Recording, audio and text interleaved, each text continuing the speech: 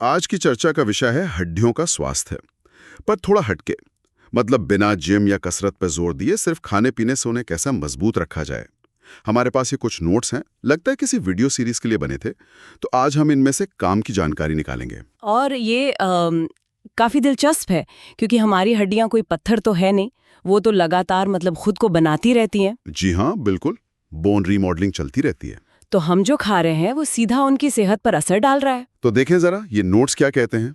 क्या है वो बेस्ट बिल्डिंग ब्लॉक्स। हाँ, चलिए देखते हैं। तो सबसे पहले जाहिर है कैल्शियम। हड्डियों की बात हो और कैल्शियम ना आए, ये तो हो ही नहीं सकता। सही बात है, हड्डियों का बेस्ट फ्रेंड कह सकते हैं। नोट्स में दूध, दही, पनीर जैसे डेयरी स्रोत तो हैं ही। हाँ, पर उन लोगों का क्या जिन्हें डेयरी से मतलब दिक्कत होती है। बिल्कुल, उनके लिए भी अच्छे विकल्प हैं इन नोट्स में।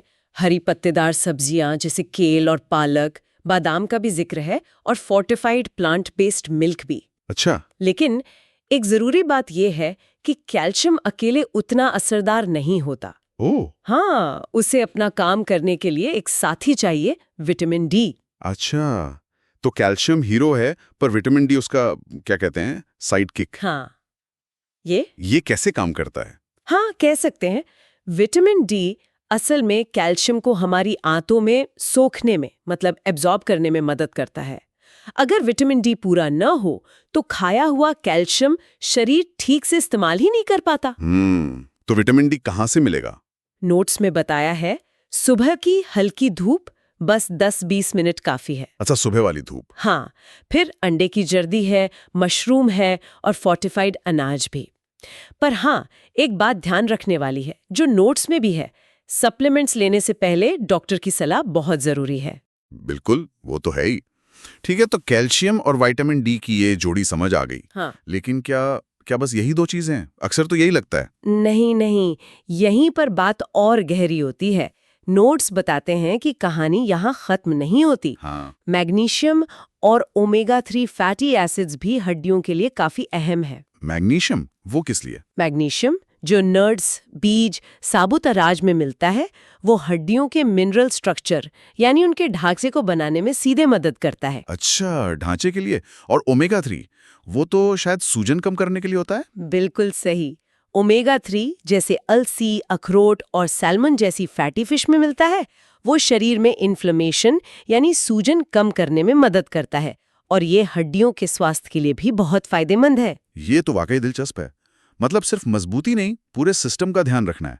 अच्छा, और कोलेजन, उसका भी सुना है मैंने। हाँ बिल्कुल, नोट्स कोलेजन को भी अहमियत देते हैं। कोलेजन हड्डियों को सिर्फ सख्ती नहीं बल्कि थोड़ी फ्लेक्सिबिलिटी मतलब लचीलापन भी देता है। ओह, लचीलापन। हाँ, ताकि वो आसानी से टूटे नहीं। और यहीं पर विटामिन के और विटामिन सी का रोल आता है। अच्छा। विटामिन के जो ब्रोकली, पत्ता गोभी जैसी सब्जियों में है, वो कैल्शियम को सही जगह यानी हड्डियों तक पहुंचाने में मदद करता है। और विटामिन सी जो खट्टे फलों, बेरीज, शिमला मिर्च में खूब होता है, वो कोलेजन बनाने की प्रक्रिया के लिए ही जरूरी है। वाह। तो मतलब रंग बिरंगी सब्जियां खाना सिर्फ देखने में अच्छा नहीं, हड्डियों के लिए भी बेहतरीन है। ये तो कमाल की बात है कि कैसे ये सारे पोषक तत्व एक टीम की तरह काम कर रहे हैं। अच्छा, एक और चीज जो अक्सर दिमाग में नहीं आती हड्डियों के बारे में सोचते हुए, प्रोटीन।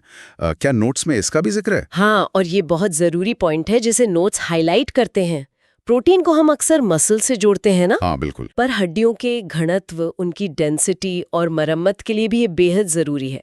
असल में हड्डी का एक बड़ा हिस्सा प्रोटीन मैट्रिक्स का ही बना होता है। अच्छा, ये तो नई बात पता चली। जी, नोट्स में दालें, अंडे, पनीर, लीन मीट को अच्छे स्रोत बताया गया है।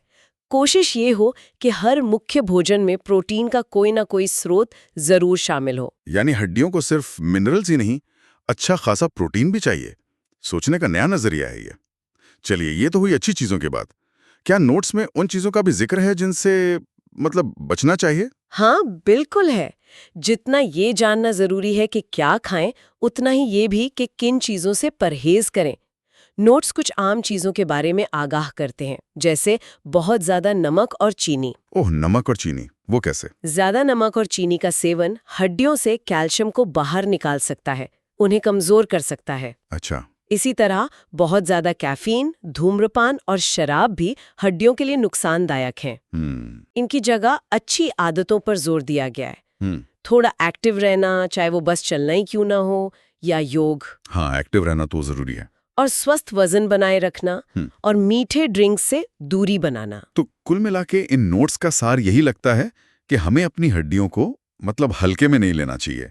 वो चुपचाप हमारा इतना बोझ उठाती हैं, तो हमारा भी फर्ज बनता है कि अपने खानपान में छोटे छोटे मगर स्मार्ट बदलाव करके उनका ख्याल रखें। बिल्कुल सही कहा, ताकि वो लंबे समय तक हमारा साथ दे। और सबसे महत्वपूर्ण बात जो इन नोट से उभर कर आती है, वो है संतुलन, तालमेल। संतुलन, हाँ। ये सारे पोषक तत्व, calcium, vitamin D, magnesium, vitamin के, सी, प्रोटीन, ये सब मिलकर एक ऑर्केस्ट्रा की तरह काम करते हैं। कोई एक अकेला जादू नहीं कर सकता। सही बात है। ये तालमेल ही हड्डियों को सेहतमंद रखता है। आपकी हड्डियां आपको संभालती हैं, तो बदले में आप भी उनका ध्यान रखें। आज हमने खानपान पर फोकस किया, जैसा कि नोट्स में था, लेकिन ये हमें एक सवाल पर सोचने के लिए छोड़ जाता है। पोषण के अलावा हमारी रोजमर्रा की और कौन सी छोटी छोटी आदतें हो सकती हैं जिन पर शायद हमारा ध्यान भी नहीं जाता, पर वे अनजाने में हमारी हड्डियों की सेहत पर असर डाल रही होंगी, जिन पर आज बात नहीं हुई। इस पर सोचना वाकई दिलचस्प हो।